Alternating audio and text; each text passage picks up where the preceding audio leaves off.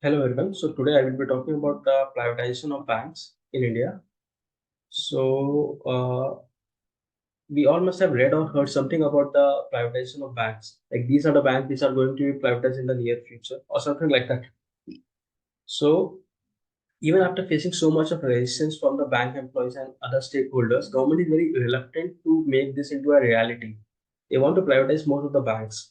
So what is the key reason behind that? Like government, if you follow the trend, like the data of the disinvestment, the government has been failing significantly in achieving their targets.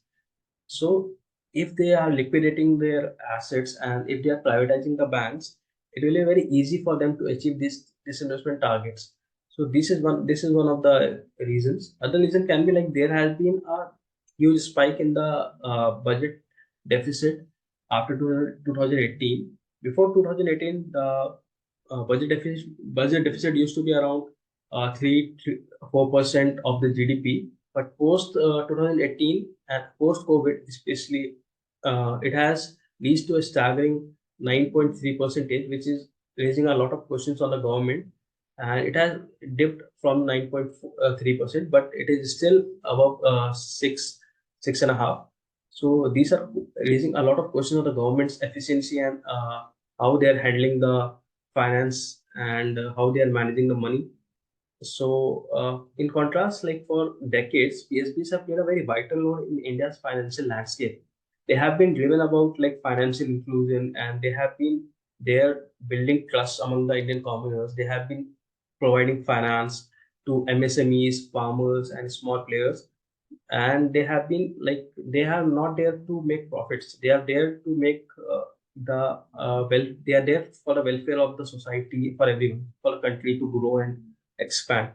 And like there have been there have been always concern about the efficiency and profitability of these PSBs.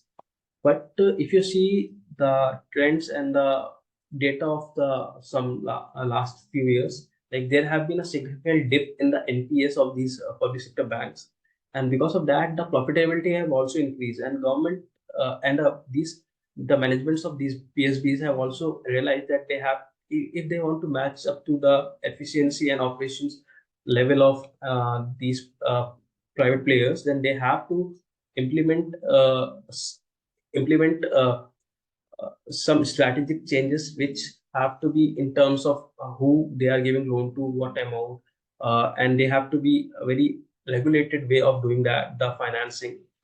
So what it is also reflected in the finances and the capital market also. Like there have been for this year the public sector bank have rose to a 15% in just 3 months, 3.5 months. While on contrast, the private players are struggling to catch up with the public companies, public banks, and the it is reflected in the share prices. Like on average, there has been a decline of 5 to 6% in these 3 months.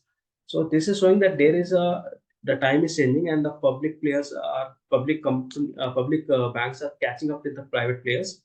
And I feel that disinvestment or privatization is just a one-time thing. You can do a value unlocking from company by just selling it once, and it can provide a relief to your disinvestment targets, or the budgetary deficit you can reduce, because you government want to project that they are doing a very good job in handling and managing the finances and running the country well.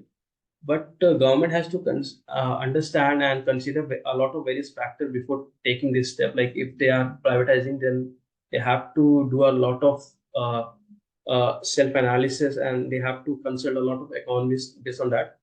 And I would like to close this with a statement that government has no basis to be in a business. So yeah, that's my side. Thank you.